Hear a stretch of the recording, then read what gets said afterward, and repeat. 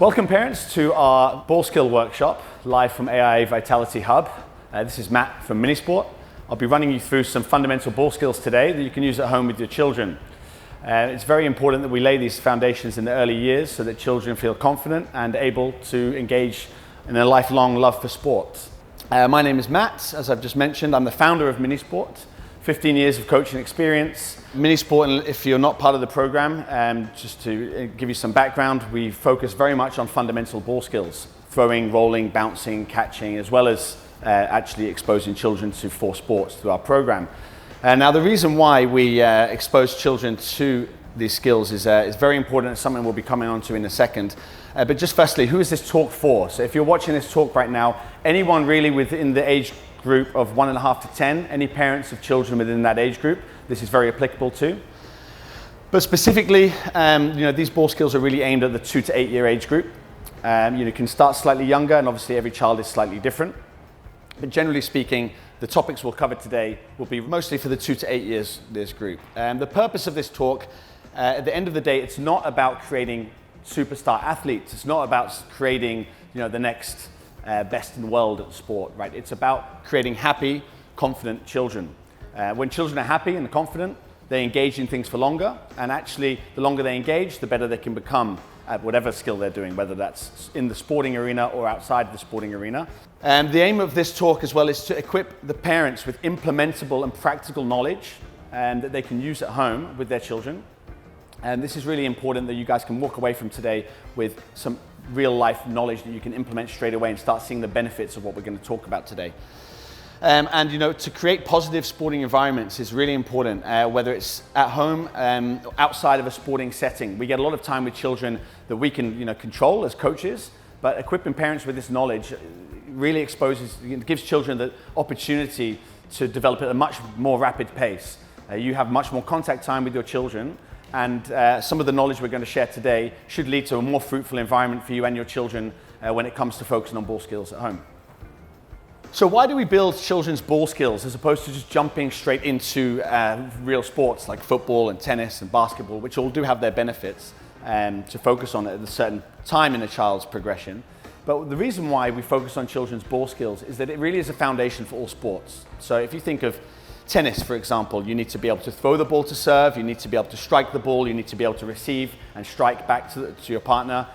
Basketball, for example, you need to be able to dribble, you need to be able to pass, you need to be able to shoot, you need to be able to catch. So all of these fundamental ball skills actually apply to all sports. And without this foundation being laid, it's very hard for children to really engage in these environments in a confident manner that can, serve them well throughout their lives and keep them in the game as long as possible. The other thing that we were going to talk about here, because the children that we're targeting here in 2 to 8 years, it's essential that we build skills during the period before they can understand the rules and frameworks of sports. 2 to 3 years old children don't understand the concepts of football or basketball or any sport, to be quite honest.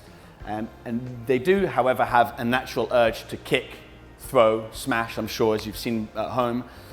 So it's important that we harness this natural urge that children have to be active and to use these fundamental skills that they're already exhibiting before they are of age to comprehend the sport that they're actually trying to build skills for. Thirdly, ample ball skills, capable children that can confidently exhibit ball skills, have heightened awareness and confidence, and it does really transgress into other parts of their life.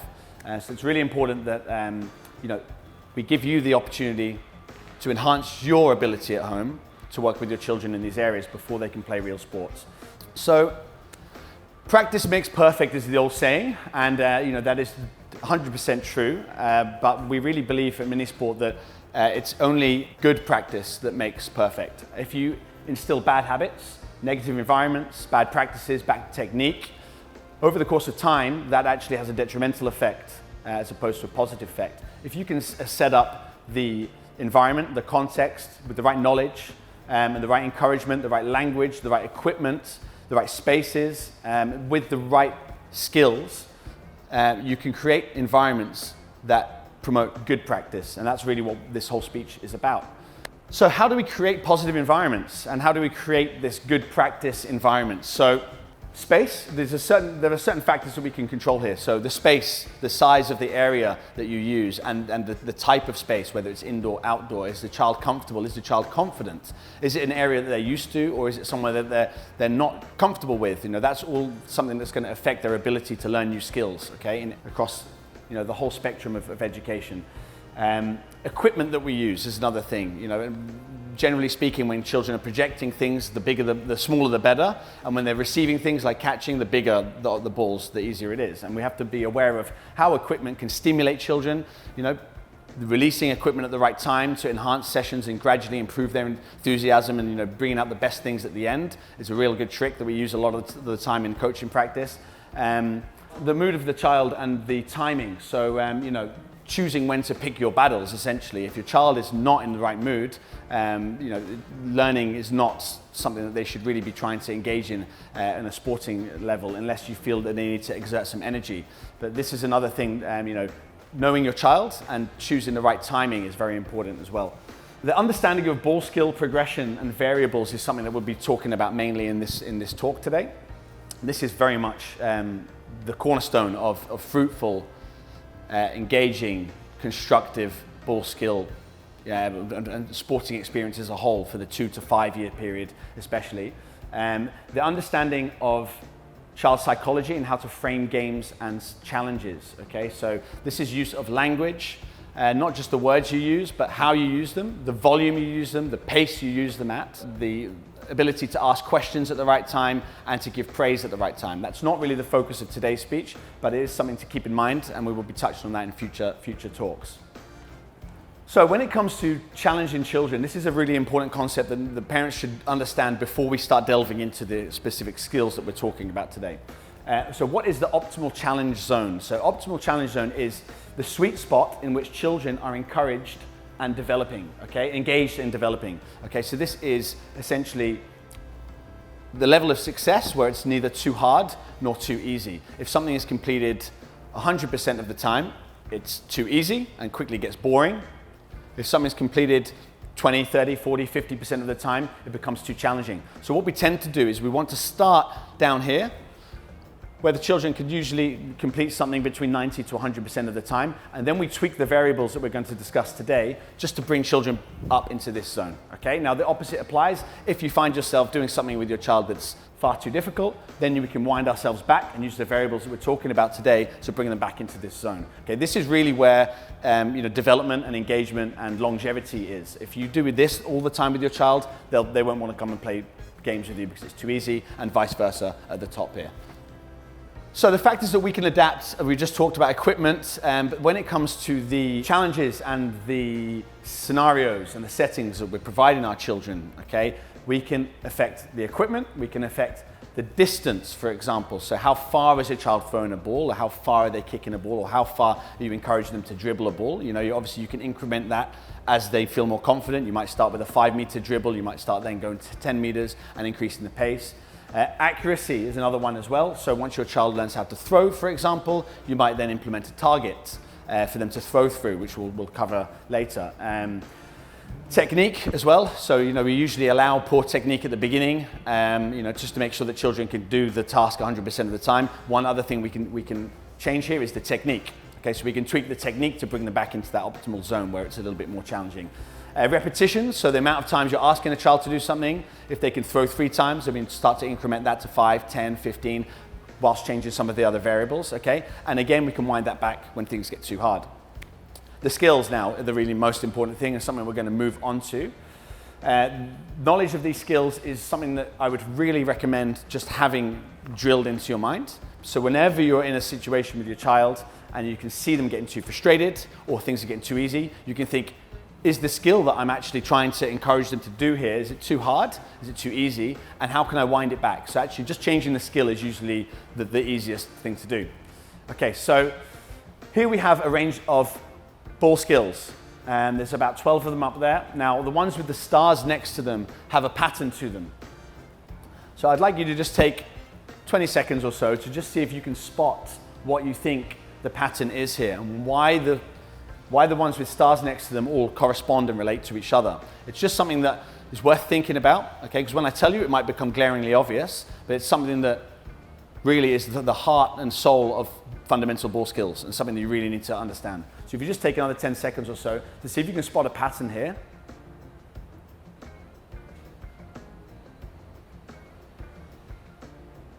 Okay, let's change slide. And the pattern, all of the starred skills were projection skills. Okay, so these are balls going away from your body. Okay, kicking, handling is just the ability to move the ball around your body, rolling on the floor, throwing, bouncing. All of these are projection skills, okay, which we'll be covering today.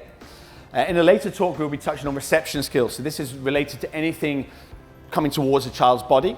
Okay, so it's actually much harder to receive things than it is to project things. Okay, so we're going to start today with projection. We're just going to run through in order of difficulty. So these are in order of difficulty. Handling is the easiest, all the way through to dribbling, okay, which relates to actually controlling a ball in a controlled manner with an external instrument or part of the body in a forward motion. Okay, so handling. This is really essentially, a lot of this theories come from actually the ATP.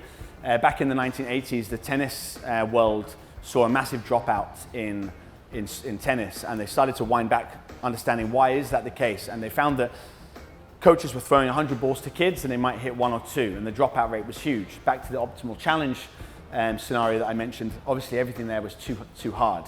So they really wound back. What are the skills you need to be able to hit a tennis ball? And it goes all the way back to, if you can't pick up a ball, then you can't roll a ball. If you can't roll a ball, you can't throw a ball. If you can't throw a ball, you can't strike a ball. And the sequence of skills emerged. Okay, so handling is the very, very basic ball skill here. Now, handling is literally just being able to grasp a ball and to maneuver it. Okay, so handling games you might play at home with your child is putting the ball at different parts of your body. Okay, this is 1 and 2 year old games on your bottoms, on your knees, on your head, up in the sky. Then you might start doing things with 2 hands. Okay, you can either get 2 balls and put 2 balls on your head, 2 balls on your stomach, 2 balls on your knee, whatever. Or you can use 1 ball to do handling games like this, through the legs, okay, standing on 1 leg, even like that. Okay, so this is very basic, and it's really the entry level ball skill that we're going to be talking about today. So the next skill we're talking about here is the ability to roll. Okay, so this comes quite naturally to a lot of children. There are a couple of common errors here. One of the most common errors is the twisting of a hand at the back. So when the child goes to backswing, they twist like this. Okay, the early and late release as well. So instead of releasing here, children will often release there or back here. Okay, so this is all stuff that needs to be worked on in order for children to project the ball in an accurate and controlled manner. Tight grip is another thing as well. So we always tell children to hold a ball like an egg, okay, nice and soft. There's a tendency for children, they're very excited, they grab balls like this, and it really impinges their ability to actually control where the ball goes. And squashing the ball. So a lot of the time children will bend down and they'll squash the ball like this before they roll it, okay? And we'll come on to some ways to remedy this later after we've talked about throwing. Okay, so throwing is a natural thing for many children. It's something that you've probably seen in your household a lot. At times you wouldn't appreciate it. But we need to harness this skill. It's something that children really, really like to do. And it's important that we lay solid foundations for technique. By the age of 3, at the latest, children should have pretty solid technique when it comes to throwing. Some of the common errors here are tight grip again, swinging. So instead of trying to go backwards and forwards in a straight manner, a lot of kids end up swinging like this. Okay, and so this is the error I was talking about earlier. There's a twist. This happens with throwing a lot as well. Okay, so when kids are trying to throw underarm, they quite often twist their arm at the back. The way we teach this at Minisport is we say, hold your egg nice and soft, and we're going to pretend the egg is on a swing in the playground.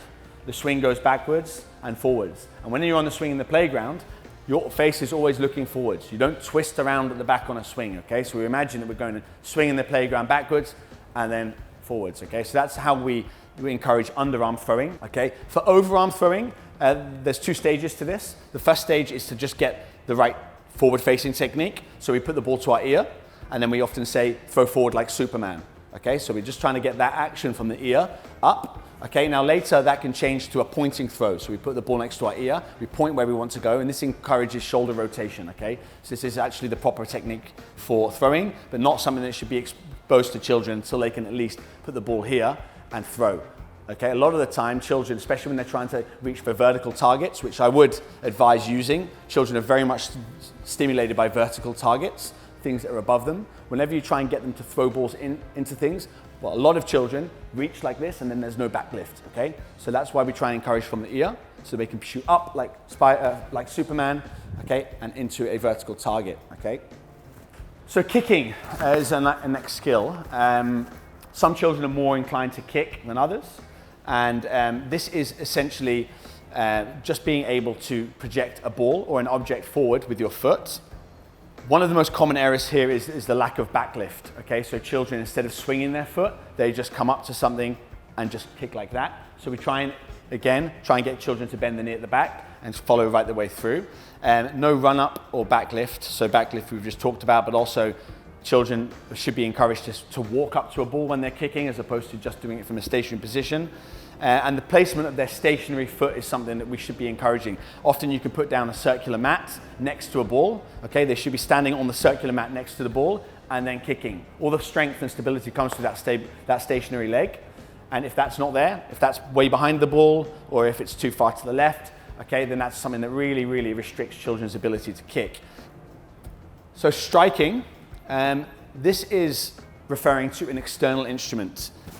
This also relates to hockey, cricket, any kind of instrument-based striking sports.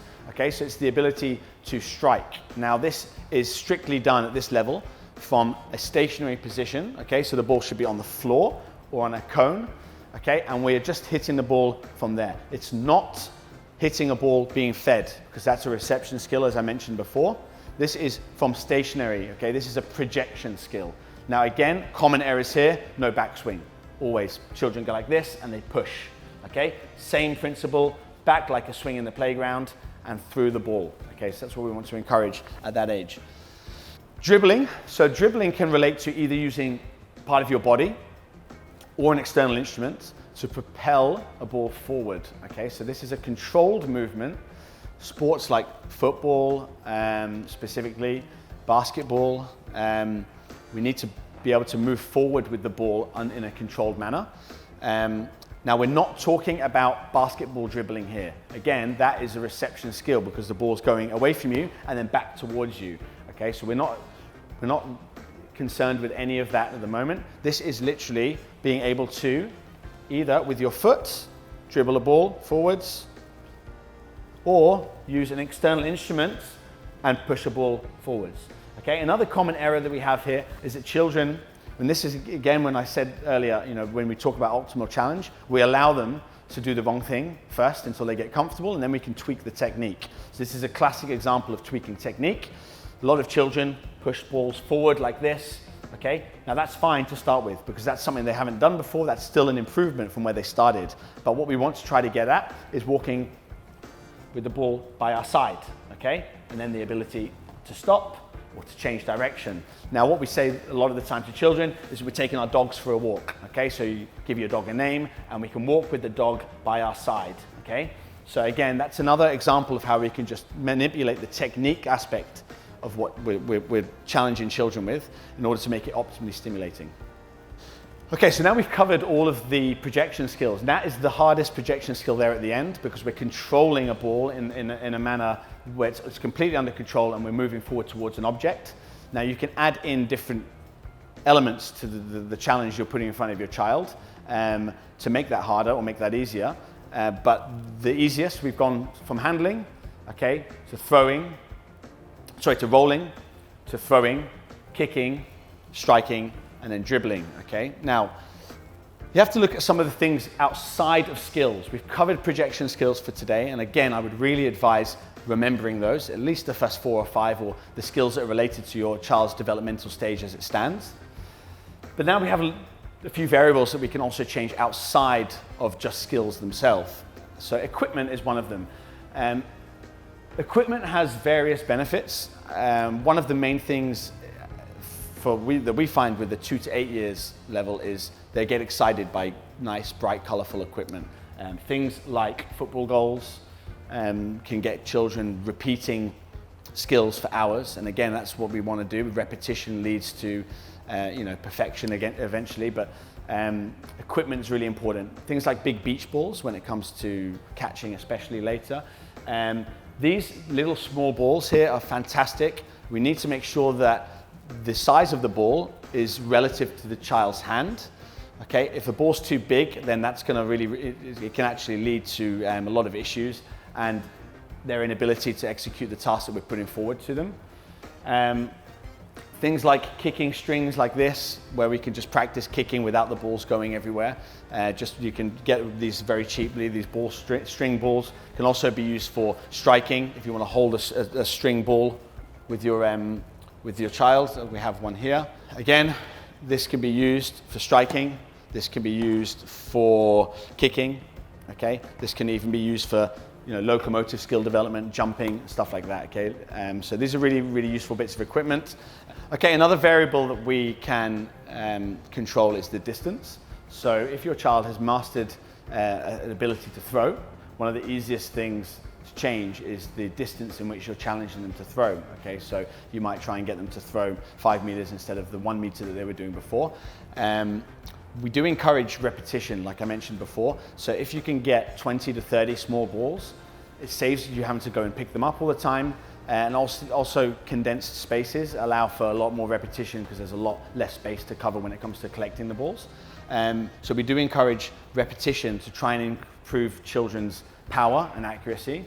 But this relates mainly to the power. So the easiest thing to change once you've laid the skill foundation is the pace or the power at which they can execute that same task. So variable number 3 here. So one common thing, and actually if Luke can just help me here with a few cones, please. One common thing we see and we try to discourage is for children to be targeting and trying to hit certain targets like this. Okay, so what we actually try to discourage is knocking cones over until children have developed the skill to an ample level. At the beginning, instead of trying to knock balls over, which is quite easy to miss and leads to high levels of failure, what we try to do, as shown in the diagram above, is create a zone for which the ball to go through. Okay, so here, instead of trying to hit a target, we try to go through a target. Okay, now, so here we go. That would be 1 point for your child. Okay, now this can relate to any skill. You've got a target here. You could be kicking, you could be dribbling, you could be throwing, you could even be striking a tennis ball off the floor through a zone. Okay, we're not trying to get kids to knock over cones for a game like this, because it can lead to, again, very, very high levels of failure, and we won't be in that optimal challenge range that we mentioned before. So what we can actually see here, if Luke could get some more cones. So this here, if you wanted to increase the difficulty from an accuracy perspective, the yellow goal would be 1 point, the green goal would be 2 points, and the orange cone at the end would be 3 or 5 or some kind of bonus point, which means that as children, even if they miss the green zone, they still get 1 point. If they get through the green cone, they get 2, and at the end they get some bonus points. Okay, so what that means is we're actually allowing children to still try and hit that cone at the end, but they're still succeeding in the process. Okay, so we're keeping them within that level of engagement that they need to be in order to continue doing a game to the point where they can develop their skills to the level that we're looking for. Okay, so distance and accuracy. Once we've laid distance as a challenge and then accuracy as a challenge, now we can combine them. Okay, so we can actually try and get, for example, if Luke could throw me some Minisport balls, please. Okay, now this obviously works better on a surface like grass. Okay, now we're combining 2 of our variables. We've got distance and accuracy, and we're trying to get the balls to land in a zone. Okay? Like that. And again, repetition is key here.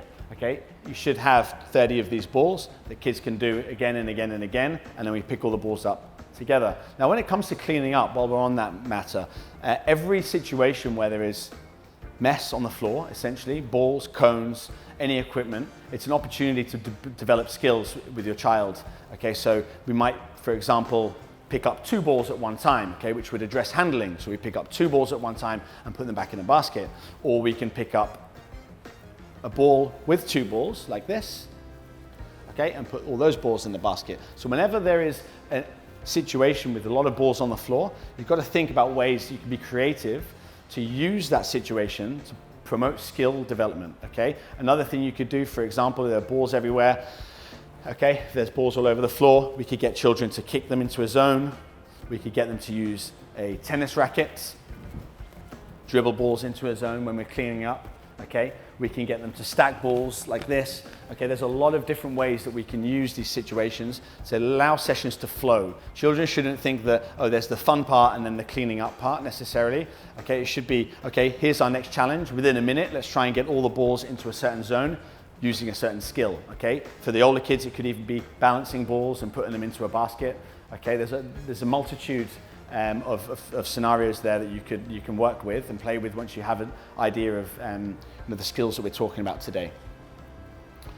Okay, technique is the last one we're going to talk about here. So, and as I've mentioned before, it's one of the things that we try to change last. Try to let children develop a sense of achievement and success, okay, without telling them what they're doing is wrong, okay? So in fact, we'd usually rather try and change a lot of these variables before we try and tweak technique, okay? We build confidence, and then it's much easier after they've repeated even the wrong technique, several times, to then tweak their technique. So like we said before, with the twisting of the hand, the dribbling in front instead of at the side, all of these things we try and rectify towards the end. So back to the optimal challenge zone, and this is something that really everyone should be taking home today. If there's any one thing that you should be remembering, it's about how to optimally challenge your children, okay? Now, the skills we've talked about and some of the variables should provide you with enough knowledge to try and get your child within this zone, okay? And I'd just like to talk a little bit as well about how we deliver challenges to children and what kind of energy we use, what kind of body language we use, and what kind of language we use, okay? So, as I mentioned earlier, the choice of language should always be uplifting, positive. Okay, the tone of the language as well is very, very important with children. They pick up on the energy more than you would realize, okay? If you're not that enthusiastic, don't bother doing something with your child until you get the energy yourself, because they can sense it, and it really has a massive impact on their ability to follow instructions, to feel enthused by you. Even 10 minutes of short, sharp energy is much better than an hour of no energy, okay? So pick your moments when you feel refreshed, when you feel ready, and give it everything, okay? Because children feed off that. So the tone of the voice and the words you use are very important. Also, the volume of your voice is very important as well. Now, it's not always suitable to be really loud and really encouraging all the time, okay? Sometimes to create suspense or to change the energy of the session a little bit, you need to go a little bit quieter and make things feel a little bit more suspenseful, okay? So some children really, they attract into these kind of storytelling, quiet tones of voice. There is no right or wrong in terms of doing one or the other, but what you should be trying to do is change the volume of your voice, okay? So to try and engage kids. Sometimes when the child's not got much energy, you need to be really, really intense. Other times, too much energy and you need to get them back, then the slower, quieter voice is something that they will respond to. Now, children really do mirror us, okay? So our body language and our energy is something that they pick up on and they copy, okay? So back to varying levels of children's energy. Full of energy children, okay, they are the ones that maybe don't need you to be super, super active and do demonstrations. And then sometimes when children are feeling a little bit more tired, they need to really see what you're doing before they do it, okay? Now, just going back to mirroring, so children love to mirror. I would advise engaging in play with either your partner or by yourself, just doing some of the games without encouraging your kid to do it. If you go to the park, set up a goal or something and do what you would like your child to do, okay? They follow examples, okay? Now, it doesn't have to be a case of you forcing them to do stuff. If you actually exhibit a healthy lifestyle and, a tendency to build your own skills, whether it's juggling or throwing or playing with balls, children will respond to that, and it'll be something that will innately drive them to want to copy you, okay? And then it will get them into the games. It's much easier than trying to force kids into things. The thing we often do at Minisport as well is ask questions as opposed to give orders. I think it's the same for anyone of any age. Being given orders, even as an adult, is not something that we tend to respond to very well. Being asked questions, okay, let's see, how far can we throw this? Who can be the first one to sit down? What's the funniest way you can kick these cones over? All these little questions, okay, engage children, okay? So it should be a mixture of questions and compliments, okay? So promoting good behavior. When children do something well, we should be rewarding that. If you ever have a situation with multiple children, so your child perhaps and a couple of friends, using the good behavior to reinforce class rules, or trying to get children to comply with you is much more potent than telling kids off, because the ones that are doing the good behavior will then look at the ones that are exhibiting bad behavior and think, if I want this guy's attention, I've got to do that. It should be worked the other way around. Okay, you reward the good behavior, so whoever might not be complying with what you want looks over and says, oh, if I want this guardian or adult's attention, this is how I act. Okay, so always reward good behavior. And that's a really important part of the coaching environment and creating a positive setting for children to develop. And just to finish off here, just to recap, good practice makes perfect, okay? So we do need to make sure that these fundamentals are set in stone before we embark in a developmental journey with our children, because the wrong conditions, the wrong challenges, the wrong variables, the wrong equipment can actually create a negative spiral and lead to children losing a love for sport instead of developing a love for sport, which is what we're all about. And I hope you've enjoyed today's presentation. We'd like to see you again in the future for our reception skills workshop, and then we'll also do one specifically on some child psychology. We hope this has been of great benefit to you, and stay well, stay safe, and we'll see you in the next workshop.